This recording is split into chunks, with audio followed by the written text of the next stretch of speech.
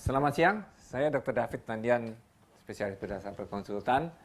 Saya selaku kepala divisi neurofungsional di Departemen Bedah Saraf RSM FKUI. Hari ini saya akan berusaha memberikan rangkuman untuk suatu penyakit yang ada di BRP kita, tapi kalau kita baca BRP maka ini terlalu banyak sekali. Saya sengaja membuat satu rangkuman, satu kasus yang paling banyak kita temukan dalam praktek sehari-hari, yaitu suatu penanganan dalam pain management atau manajemen rasa nyeri yang tersering banyak sekali kasusnya terjadi. Selain di pembicaraan kita terdahulu tentang low back pain, sakit pinggang, saat ini salah satu yang cukup banyak adalah occipital neuralgia.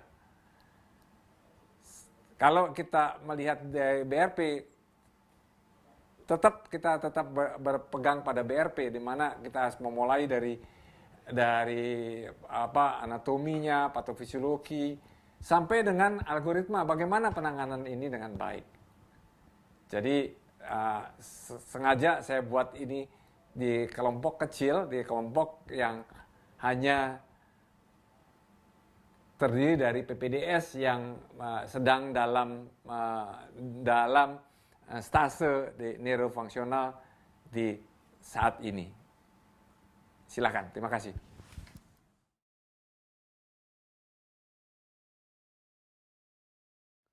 Kalian sedang dalam stase neurofungsional ya di bulan September Oktober 2022 ini. Jadi saya sengaja membuat satu rangkuman untuk kasus-kasus neurofungsional yang banyak terjadi ketemu nanti di tempat praktek sehari-hari ataupun dalam rumah sakit juga kita akan ketemu. Demikian. Ya, yang kalau lalu kita bicara dengan low back pain, sekarang kita bicara dengan occipital neuralgia. Penanganannya simple, tapi kamu harus ingat bahwa penanganannya itu juga ada tahapannya. Jangan main langsung begitu ketemu neuralgia, saya langsung destruksi atau kita langsung blok. Jangan, ada tahapannya. Algoritmanya nanti kita pelajarin lebih baik. Kasus tetap kita berpegang pada BRP ya. Kita tetap harus memulai dari yang namanya anatomi, apa definisinya itu bagaimana, terus anatominya, patofisiologinya, sampai dengan algoritma gimana sih untuk penanganan occipital neuralgia ini. Oke, ya. Kita mulai ya. Sekarang per definisi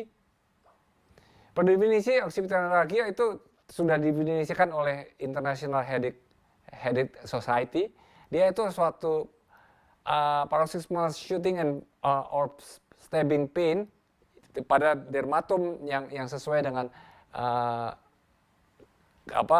greater occipital nerve ataupun lesser occipital nerve.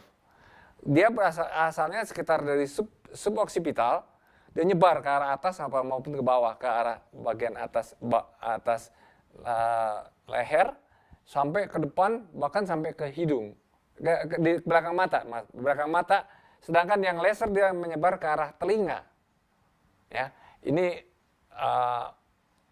dan yang paling sering adalah yang terkompresi ada dua itu, yaitu GON yang kita singkat GON saja, karena greater occipital nerve, dan lower occipital nerve, lesser occipital nerve.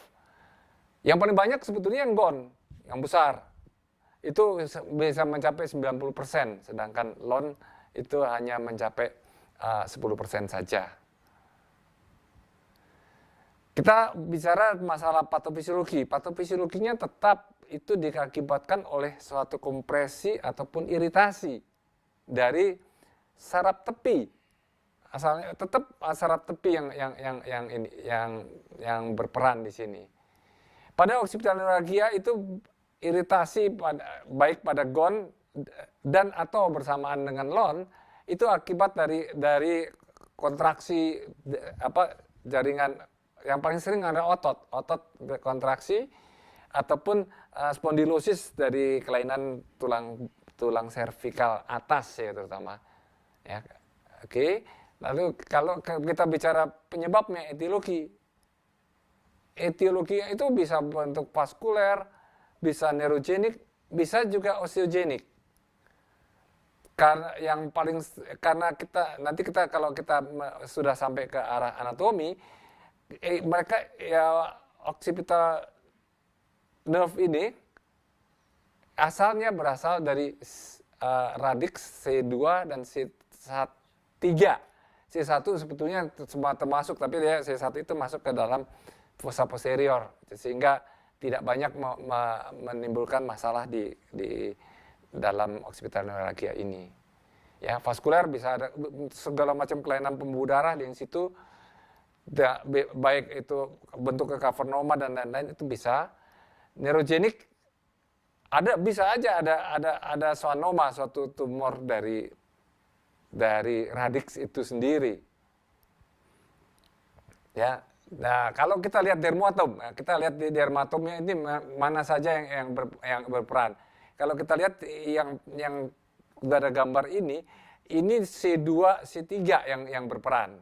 Ya. Jadi bisa sampai ke belakang telinga. Bawahnya sampai ke leher bagian atas.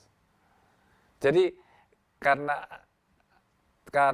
kita berbicara dengan occipital nerve, jadi occipitalis, nervus occipitalis, itu maka yang kita perhatikan betul adalah itu. Jadi C2 dan C3 terutama. Ya. Kemudian kita beranjak kepada anatomi. Anatomi kita perlu, ya ini kembali lagi bahwa di BRP juga kita harus tahu anatomi. Anatomi kenapa? Dan di mana yang nanti kan perlu kita intervensi untuk penanganannya. Penanganan kita harus ingat bahwa nervus occipitalis itu berasal dari radix C2, C3. Sebetulnya C1 ya termasuk, hanya C1 tidak mempunyai makna klinis karena dia masuk dia mempersarafinya menerima saraf itu dari fossa posterior sehingga nggak ada guna lah kita untuk intervensi nggak mungkin kita kerjakan. Kita lihat lagi itu yang besar, greater occipital nerve. Occipital nerve itu otaknya di tengah sekali, besar namanya greater ya, occipital nerve yang besar.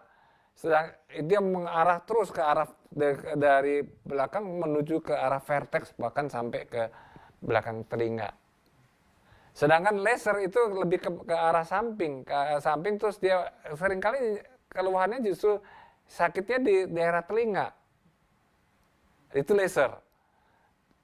Tapi kalau kita sudah ketemu, sudah kita yakin nanti dalam slide berikutnya saya akan mengatakan bahwa diagnosa untuk membuat suatu diagnosa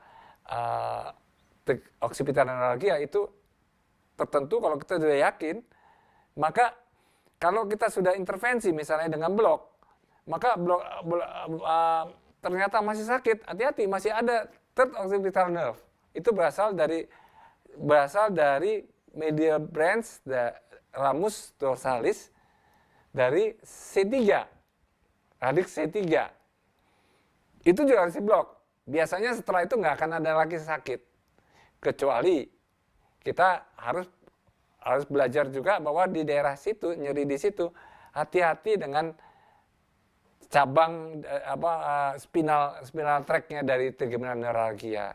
Tapi akan berbeda sekali nanti dalam penanganannya kalau kita penanganannya salah satu untuk diagnosiknya itu ada di blok dengan lokal anestesi, dia nggak akan hilang.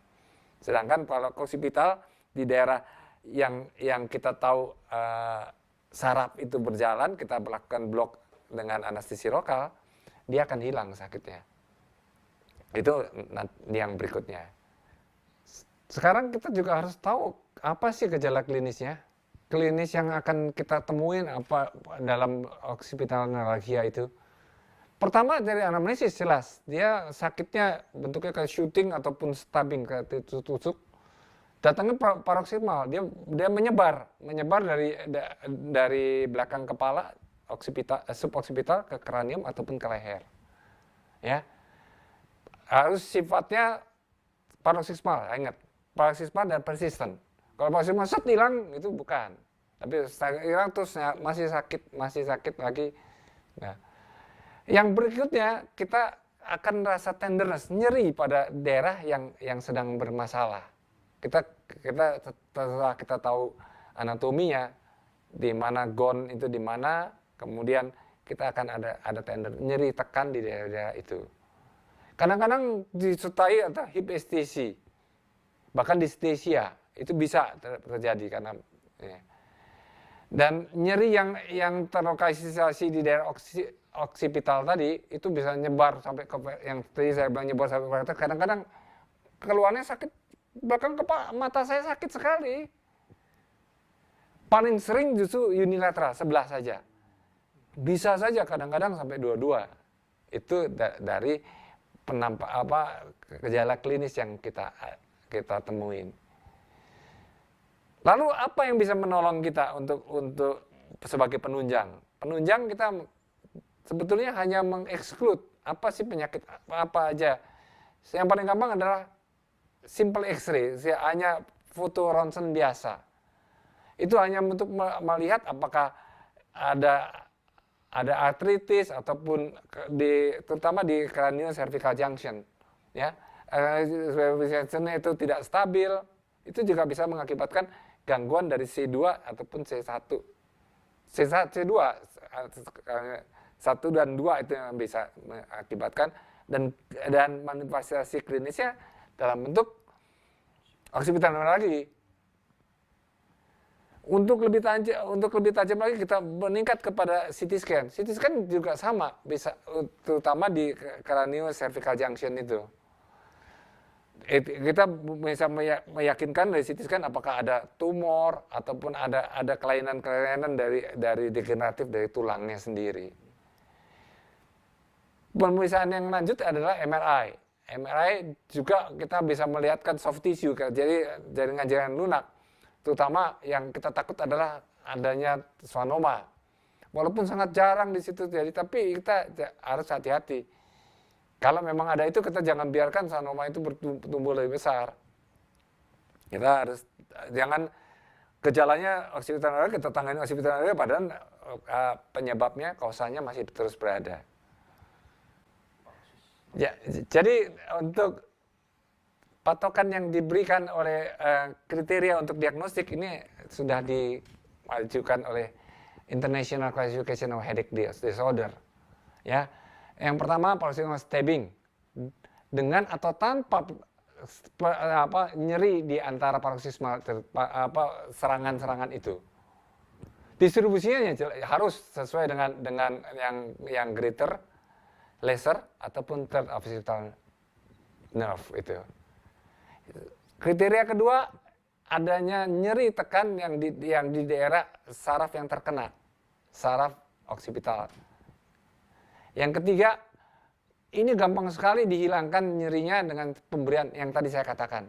Lokal anestesi di daerah situ, maka nyerinya otomatis memblok dan nyerinya hilang. Tapi ini hanya bersifat sementara tapi ini merupakan mempunyai satu nilai diagnostik. Itu. Nah, sekarang kalau kita lihat ini landmark untuk secara skematis ya. Landmark dia adanya di mana. Kalau kita lihat greater occipital nerve itu rata-rata tuh sekitar 2 sampai 2,5 cm dari midline. Ininya eksternal occipital yang kita lihat dulu ini, ya batas yang sering kali itu patokannya. Sedangkan yang laser itu bisa mencapai 6 sampai 7 cm ke arah lateral.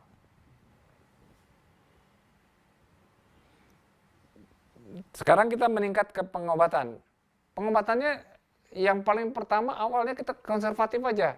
Kita perbaiki posisi, koreksi yang membuat yang mengurangi rasa sakit dan apa otot yang apa spasem gitu ya. Itu kita kurangin. Jadi bisa ditambah dengan apa fisioterapi segala macam. Yang penting adalah kita tidak melakukan tanpa obat dulu. Baru setelah itu, kalau memang nggak mampu, kita harus baru meningkat kepada farmakologi. Farmakologi yang bisa dipakai ini trisiklik antidepresan, serotonin uptake inhibitor, antikonvulsan seperti karbamazepin, oxkarbamazepin, gabapentin, pregabalin, yang terakhir opioid. Bisa juga dengan obat-obatan NSAID, non-steroid anti-inflammasi drug. Bahkan kadang-kadang cukup dengan paracetamol itu juga mengurangi atau meredakan nyeri ini walaupun bentuknya transient, hanya sementara saja. Setelah itu gagal, maka kita meningkat kepada intervention management.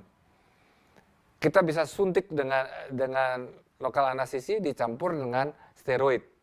Efeknya kebanyakan hanya transient. Hanya 15 sampai 36% itu bisa hilang sampai cukup panjang, sampai beberapa bulan. Walaupun dikatakan hanya transient, hanya sesaat aja, sementara saja, tapi ternyata ada juga yang melaporkan 15 sampai 36% itu betul-betul hilang beberapa bulan. Lumayan pasien itu. Dan tentu saja setelah enak gini juga jangan kamu lepas saja.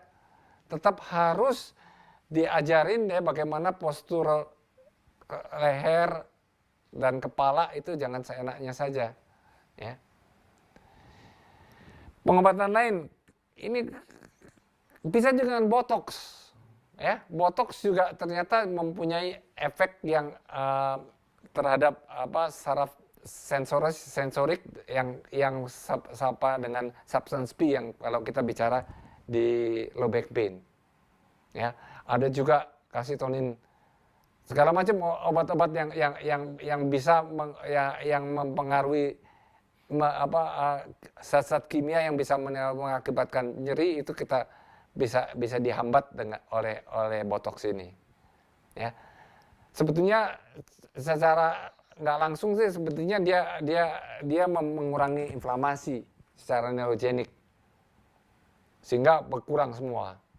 Dengan cara botox ini juga lumayan, dia bisa bertahan memberikan quality of life yang baik bahkan sampai beberapa bulan pemberian botox ini. Nah, berikutnya kita meningkat lagi kalau botox masih enggak, ini kita melakukan pulse radio frequency treatment. Saraf-saraf yang tadi itu yang greater, kalau nyerinya greater ya yang kita berikan pulse saja dulu di daerah yang terkena. Ya, kita menggunakan generator radio frekuensi. Itu pertama kita coba dengan pulse. Sebenarnya kita menggunakan thermal pun tidak apa-apa. Dengan thermal itu kita memang lebih panjang. Pulse itu sebetulnya kayak meriset nyerinya itu, tapi kan seringkali ini diakibatkan oleh iritasi akibat dari muscle atau otot ataupun tulang-tulang sehingga bisa sering kembali lagi. Akan terjadi iritasi lagi. Perbedaan pulse sama itu dengan thermal atau ablasi itu hanya suhu yang dicapai. Kalau thermal dicapai dengan sekitar 80 derajat. 80 sampai 82. Sedangkan kalau pulse hanya 40-42 derajat Celcius. Ya. Kalau hal itu masih nggak bisa juga, masih nyeri juga, nyerinya masih terus mengganggu. Ini kan sebenarnya nyeri itu hanya mengganggu kehidupan pasien itu. ya terpaksa kita rusak. Rusak paling gampang kita dengan kimia, zat-zat kimia.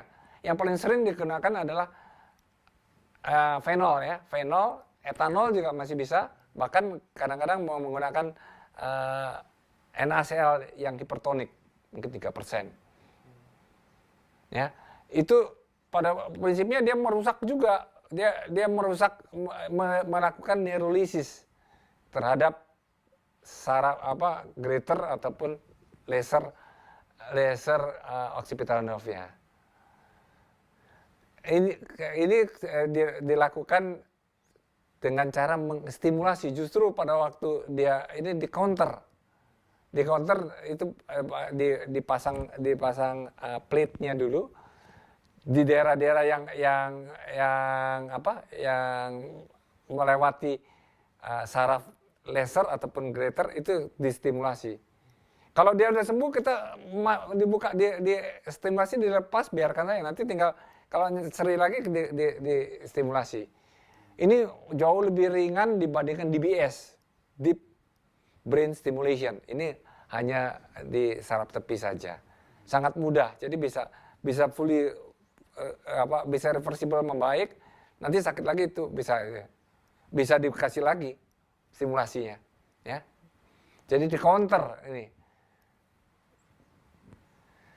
Pengobatan yang terakhir, yang destruktif, yang lebih lanjut adalah kita melakukan gangrektomi dari C2, gangrektomi, terus bisa juga lakukan risotomi dari C2, C3, dan juga kalau terjadi kompresi dari C2, C3, kita dekompresi. Di sana bisa kita nerektomi, karena ini praktis C2, 3 itu tidak ada motoriknya. Ya, praktis sensoriknya. Jadi sensorik potong aja. Itu yang terakhir sekali. Oke. Nih, kembali algoritmenya. Jadi penanganannya jangan kita langsung rusak. Tapi pertama kita diagnosa. Diagnosanya tadi ya sudah jelas ya.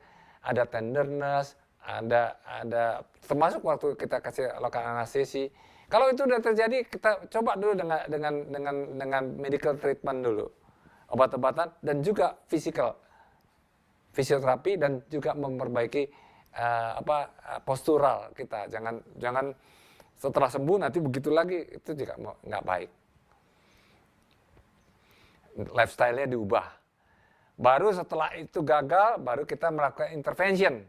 Interventionnya itu bisa yang betul-betul kasus-kasus yang refractory, yang refraktor terhadap pengobatan di atas. Kita coba dengan steroid dan lokal anestesi.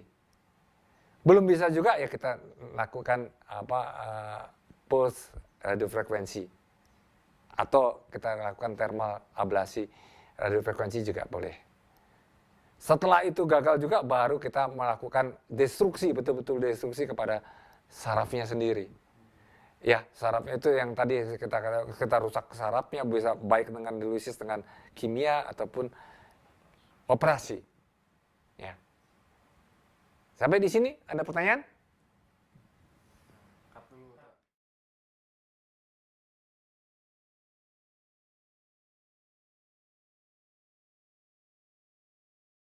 Dok, saya boleh bertanya dok terkait dengan materi kuliah dokter ini dok. Jadi saya tadi tertarik dengan pernyataan dokter ya dok. Tadi dijelaskan memang kalau untuk occipital neuralgia kan memang yang paling sering itu nyeri berdasarkan dermatomal dari greater occipital nerve dan lesser occipital nerve. Nah, kalau misalkan kita sudah lakukan manajemen ya secara kita di bidang bedah saraf, mungkin tata laksana blok ya, bisa tadi kata dokter dengan lokal anestesi atau dicampur dengan steroid ya. Nah, kalau misalkan tidak perbaikan dengan pemberian intervensi di dua dermatomal itu, kita jangan langsung beranggapan bahwa ini bukan termasuk occipital neuralgia, karena masih ada satu cabang lagi ya dok. Tadi dok dijelaskan memang occipital nerve. Mungkin yang ingin saya tanyakan tadi, mungkin dokter sudah menjelaskan landmark untuk lokasi intervensi di GON ataupun LON ya, Dok. Nah, kalau untuk yang third occipital nerve itu kira-kira teknik intervensi yang bisa kita lakukan tuh dengan cara bagaimana dan di mana, Dok? Mungkin itu yang tadi saya. Makasih, Dok. Oke, bagus ya pertanyaan kamu. Ya, baik pertanyaan kamu. Ya, kita asal kamu yakin secara diagnosis kriteria diagnosis tadi 3 itu mengatakan ini secara klinis memang suatu occipital neuralgia. Kamu sudah melakukan blok terhadap laser ataupun GON dan laser, ternyata masih nyeri, dan ini memang pernah kejadian. Maka yang kita kerjakan adalah third occipital nerve. Occipital nerve kita susah mencari di sana. Paling gampang di pangkalnya. Dia berasal dari ramus dorsalis, medial branch dari ramus dorsalis C3. Kalau ini kamu harus ingat pada yang lalu kita melakukan medial branch block pada cervical. Jadi kembali ke yang lalu, karena salah satu cabang dari medial branch ini naik ke atas. Kamu matikan di situ, otomatis berhenti semua. Bisa dengan thermal atau ablasi radiofrekuensi nggak apa-apa. Toh itu cuma sensorik aja. Dan kamu jangan takut bahwa jangan takut bahwa dia akan mati seumur hidup. Tidak, dia akan regenerasi.